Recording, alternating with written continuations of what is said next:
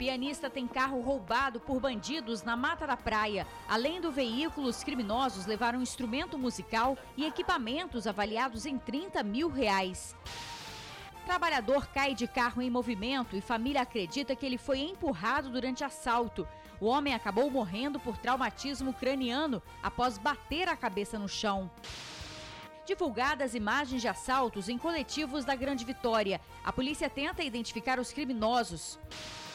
Capixabas preocupados com a greve geral marcada para esta sexta-feira. Em várias clínicas, consultas estão sendo desmarcadas. Já o comércio teme prejuízo com a paralisação.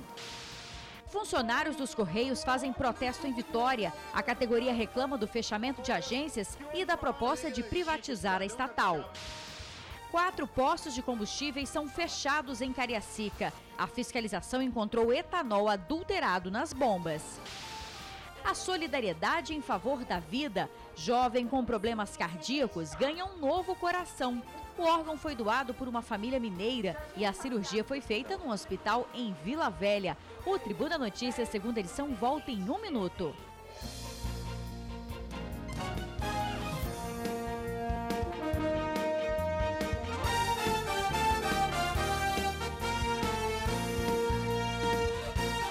Olá, boa noite. Pianista é rendida na Mata da Praia. Os criminosos levaram o carro da vítima e os instrumentos de trabalho dela, avaliados em R$30 mil. O piano estava entre os equipamentos levados. A pianista de 60 anos teve uma arma apontada para a cabeça durante o assalto que aconteceu na Mata da Praia, em Vitória. Os bandidos, que provavelmente já vigiavam a vítima, levaram o carro dela. Foi tão rápido que o rapaz abriu a porta correndo, me imprensou e botou a arma na minha testa. Eu não olhei para o cano, eu olhei para ele. E quando eu olhei para ele, acima do revólver, ele disse: vira!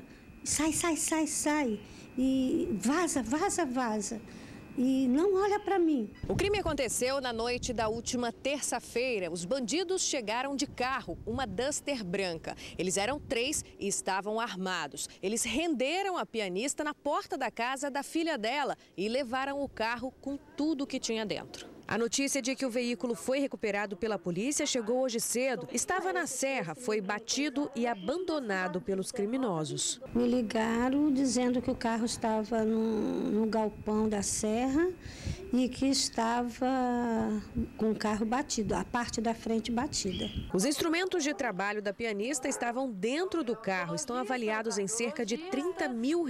Eles não foram encontrados e ela continua sem trabalhar.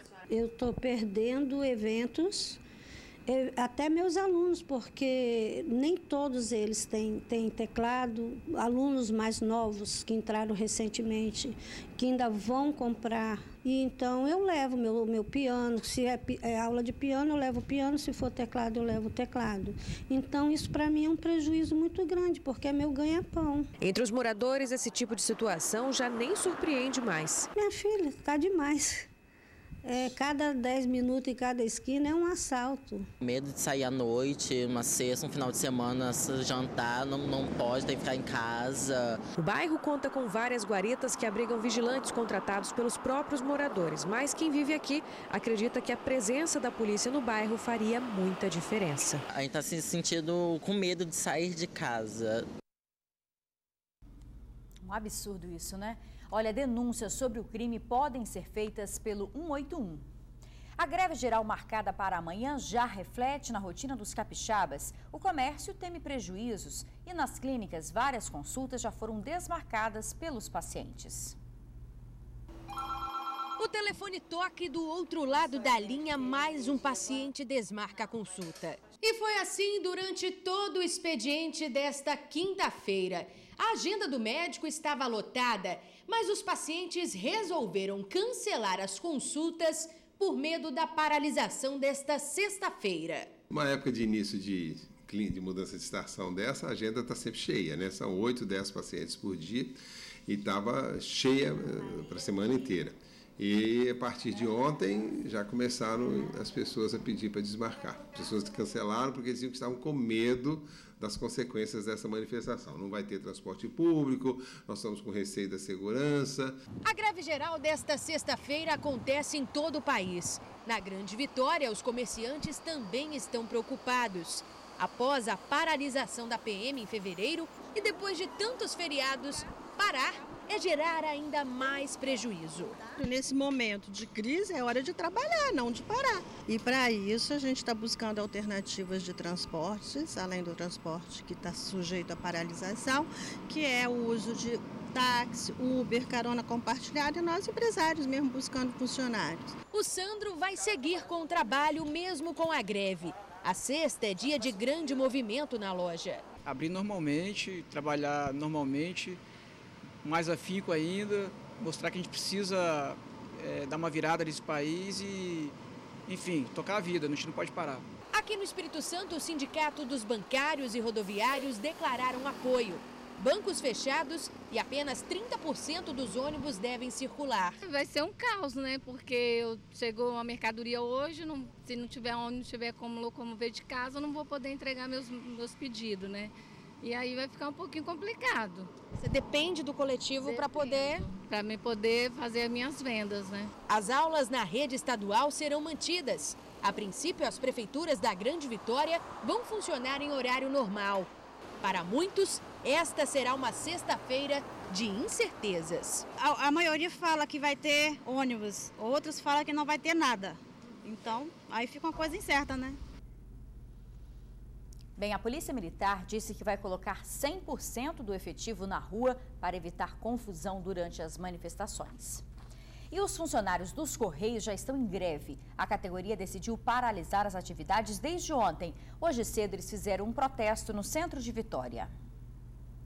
As cores amarela e azul tomaram conta da Avenida Jerônimo Monteiro, no centro de Vitória, no fim da manhã desta quinta-feira. O protesto marcou o começo do movimento grevista dos funcionários dos Correios. A categoria resolveu cruzar os braços devido a uma lista de reivindicações que não inclui aumento de salário. Por incrível que pareça, nós estamos em protesto pedindo para manter o que nós temos. Nós estamos pedindo a manutenção do nosso plano de saúde, estamos pedindo a manutenção da entrega diária de correspondência para as pessoas, né, para que se mantenha as agências, para que as pessoas possam ser atendidas, para que se mantenha nosso plano de saúde.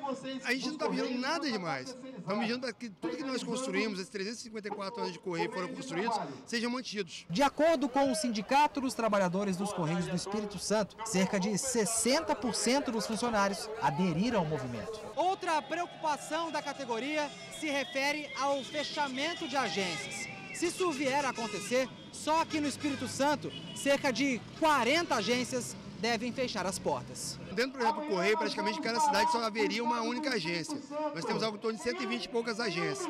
78 municípios, ou seja, podemos perder até mais do que isso. Recentemente foi divulgada uma pesquisa feita pela Secretaria de Comunicação da Presidência da República, realizada em parceria com o IBOP, que apontou que os Correios está entre as 10 instituições mais confiáveis na sociedade brasileira. Uma legitimidade defendida pela categoria. Não é a privatização que vai resolver esse problema de entregas. Hoje o Correios precisa de contratação, precisa de auditoria nas contas para que volte a ser o que foi no passado. E é um patrimônio do povo. E estão sendo ameaçados vários postos de trabalho que agora, com a aprovação da terceirização, poderão ser substituídos. O presidente da empresa fala na demissão na casa de 20 mil trabalhadores. E isso a gente não pode aceitar. De acordo com os Correios, a paralisação parcial não afeta o atendimento à população. As agências estão funcionando normalmente e os serviços como Sedex e Banco Postal estão disponíveis à população. Somente os serviços com hora marcada, como Sedex 10 e Sedex Hoje, estão suspensos. Com apenas 25 anos, Daiana corria o risco de perder a vida por causa de um problema no coração. Mas hoje, ela ganhou de presente uma nova chance de vida. De batom, enfeite no cabelo e um sorriso de gratidão. Foi assim que Daniela nos recebeu, dias após ganhar um coração novo. O endereço temporário é o isolamento do segundo andar deste hospital. Daniela é portadora de miocardiopatia dilatada, mais conhecida como coração grande. Quando deu a entrada na unidade, ela estava bem debilitada. Quando ela veio para aqui, eu fiquei um pouco assim, abatida. Às vezes tinha hora que eu perdia a noite de sono, porque eu me preocupava. Os médicos ali não me dando esperança que ela podia, a qualquer momento, ela podia morrer. A situação da Daniela não era das melhores, não. Apenas 7% de chance de conseguir um doador compatível. Desde janeiro, ela está internada neste hospital aqui em Vila Velha. Chegou até a ficar entubada. Aí a Dani melhorou um pouco e no dia em que ia receber alta, veio a notícia. Na cidade de São Sebastião do Paraíso, em Minas Gerais, havia um doador compatível. Era um jovem de 21 anos que morreu vítima de um acidente de trânsito. Era o início de uma corrida contra o tempo para salvar uma vida. Foi muito emocionante. Eu fiquei na hora assim, eu fiquei sem palavras. Falei assim, será? É verdade? Fiquei sem acreditar. Mas depois eu comecei a chorar, comecei a agradecer a Deus pelo milagre que Ele fez na minha vida. Só a viagem de ida durou 1h30. Esse médico foi um dos responsáveis por buscar o coração. Ele viajou num avião da Força Aérea Brasileira. Então não é uma coisa rápida, é uma preparação multidisciplinar. Nós da parte cirúrgica, os médicos da parte clínica, todos os setores do hospital estão envolvidos nisso aí. Dani tinha fisioterapia só para ela, tinha treinamento muscular diário, né? As meninas enfermagem em cima.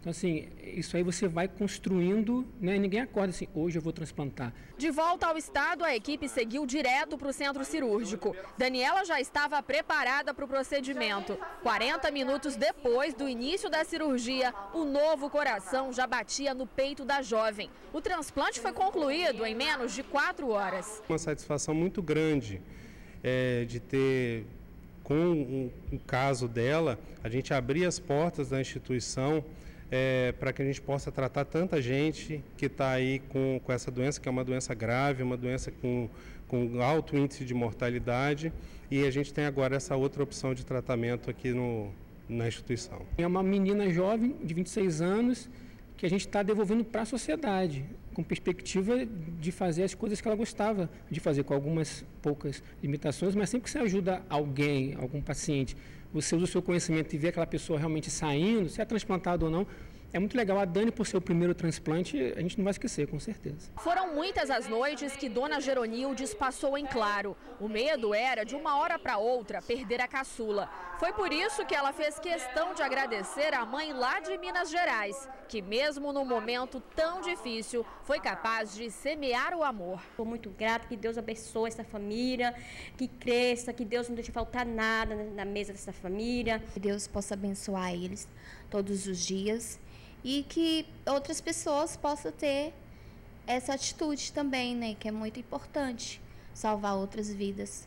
E não foi a primeira vez que essa jovem baiana e guerreira desafiou a medicina. Disseram que ela não poderia ser mãe. E Daniela é mãe de um lindo menino que ela não vê a hora de pegar nos braços. Quero curtir meu filho. Estou com muita saudade dele.